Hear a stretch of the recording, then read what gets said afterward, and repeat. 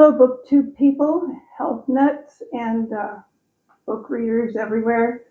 So today I was reading this book about forks over knives, and I'm only in chapter 2, so I'm just barely getting started, and I have not started my diet yet, so I haven't actually lost any weight since last week. I am sorry to report. I guess I needed a little more motivation, and I think I found some of that motivation today. Right here in this book, it says that all of the people who are on this diet have their high blood pressure go down. It says high blood pressure is an indicator that the cardiovascular system is clogged and the blood pressure medication does little to address this problem. Wow. I'm going to tell you about my high blood pressure medication. Yesterday I drove 2 hours all the way to Wairika, which is way far away. It's about 80 miles from here, where I have to go to get to Walmart. And they told me on the phone that they could not use my credit card because they were not allowed to take the credit card numbers over the phone anymore.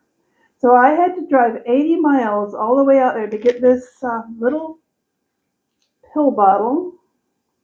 This is the high blood pressure medication I've been taking. And that was really inconvenient. Now, I live in the boonies, so not everyone has to drive 2 hours just to get to Walmart, hopefully, because it's a long drive. And then there's, of course, 2 hours to get back home as well. So it took all afternoon and half the evening. And here I'm being told that what I really need to do is to change my diet, so that my cardiovascular system will no longer be clogged and then my blood pressure will improve. That's pretty interesting. And then also over here, that was on page 19. So on page 22, it says something that really surprised me. There was a study done that found that no more than 3 to 4% of cancer cases are attributable to genetics. That it's mainly what you're eating that causes cancer. And I know there are a lot of people that I've met that had cancer, and I know about people, including one of my dear friends up in Idaho, who had cancer, and they believed it was genetic because her mother had the same kind of cancer. So I have never had cancer. Thus far, I've been pretty lucky. Maybe it's because I've been a vegetarian most of my life, or maybe it's just because I'm lucky, because there's not very many people in my family who have had cancer, I guess. There have been incidences, the most terrible incident of cancer in my family was my grandfather, my mother's father. He had cancer, starting with, I've heard it was colon cancer, but he was also a smoker, and during this time he also had cancer in his lungs, cancer in his neck. I mean, it was coming out the side of his neck. It was just really horrible. And he was smoking all this time, Camel filterless. And then at the very end, he was very sick and he was unable to hold the cigarette up himself, and nobody would do it for him. So he probably died having a nicotine fit.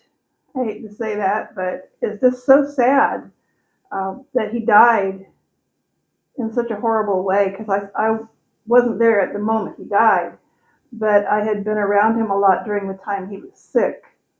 So wasn't nice to see, and I'm glad to hear it's not,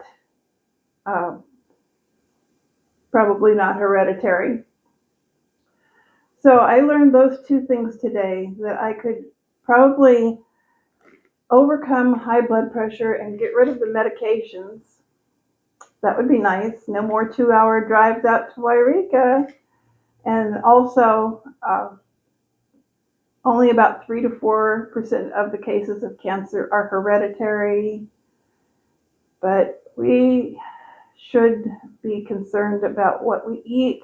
I am concerned I don't have any problem giving up meat. I mean, I was a vegetarian for most of the last 50 years, and I'm not currently eating meat actually. But, there's other things associated with the vegetarian diet, like the eggs and the cheese. I don't like to eat eggs. I hardly ever eat them, but I don't say no if something contains eggs. I won't do that.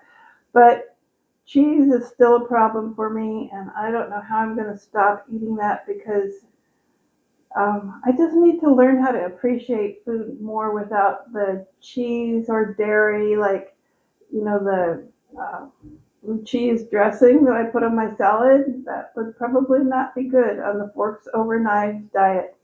Anyhow, I'm still at the very beginning of the book. I'm about to start reading chapter 3, and uh, all I can do is keep going.